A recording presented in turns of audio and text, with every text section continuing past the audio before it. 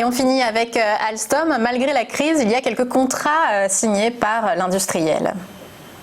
Tout à fait. Alors, Alstom, c'est une valeur aussi qu'on avait pu travailler ici même et on avait fait des allers-retours.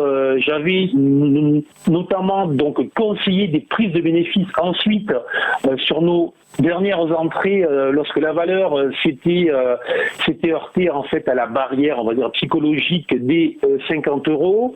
Depuis, Alstom a reculé de près de 20% et elle est venue s'appuyer sur un niveau entre 41 et 43 €, qui est un niveau qui était très intéressant et on le voit très bien sur les graphiques que vous avez mis à l'écran.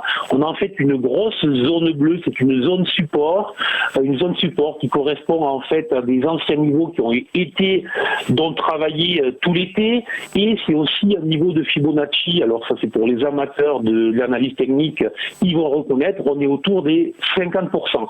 Donc très clairement, ce sont des niveaux qui vont être regardés, qui vont être surveillés, et puis on n'oubliera pas que très classiquement, les valeurs qui rentrent dans le CAC sont achetées avant qu'elles rentrent dans le CAC, et puis après, bizarrement, alors que tout le monde s'attend à ce qu'elle monte, non, elle est achetée avant, donc elle monte avant son intégration au CAC, et puis ensuite, l'on constate régulièrement et très classiquement en fait une baisse. Voilà.